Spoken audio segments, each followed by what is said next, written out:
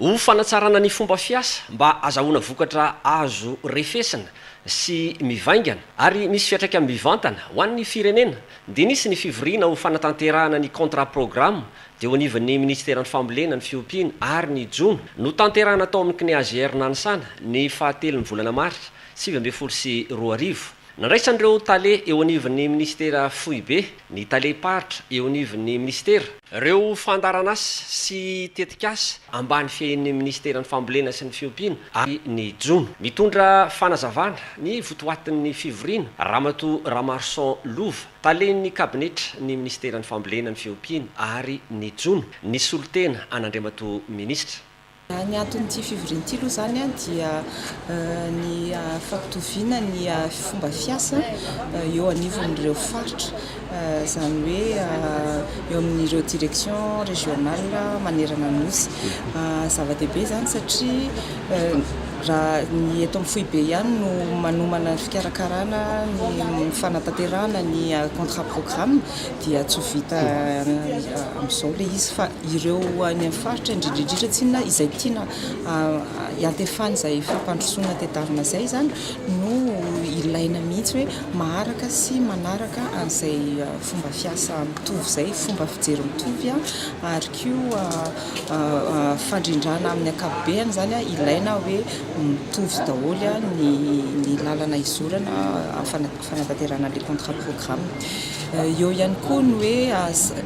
miditra ao anatina fiampitoana vaovao indray tsika zany hoe ny eo anivon'ny ministera araka ny tenen'ny filoham-pirenena dia ho avy indray zany atoato raha tsy diso eo amin'ny volana jolay eo ny fitsapana kely hoe aizany traizany tombanezaka tratra manoloana ny vina zay napetraka sy tanjona napetraka isaky ny ministera izay eto amin'ny fiompiana sy ny fambolena ary ny jono dia miezaka mihitsy ny mpandray andraikitra an'ireo taleparitra rehetra zany sy ireo mpiara-miombonatoka rehetra mba hatratrara ny farany izay aingana an'izay tanjona izay mba rehefa tonga ilay fotoana fanaovana ilay tombanezaka zany dia efa samy mivony izahay hoe mba nisy kosa ezaka azo tsapaitanana ary hita maso miantefa any amin'ny vahoaka sy ireo olona tokony izakana. Misy ny asa foezaka efa notanterahan'ny eo anivon'ny ministera ny fambolena. Anatin'ny foezaka moa zany dia misy zao ilay tetikasa fanitarana ireo velaran-tany ambolena ny katsaka ohatra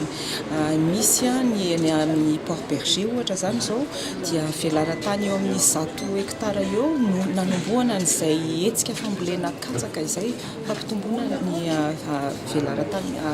ambolena katsaka ary efa mandroso izay tetikasa izay amin'izao fotoana izao ary araka ny fahitanany io no anitarana hatrany izay ezaka izay.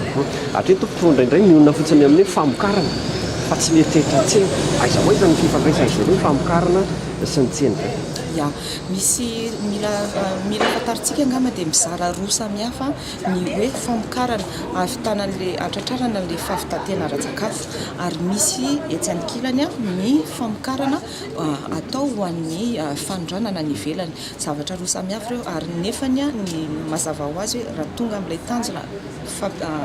famokarana ho an'ny tsena ny ivelany tsika dikan'izany efa tratratsika aloha ilay tanjona voalohany izay ny hoe fahavitatena ara-tsakafo izay.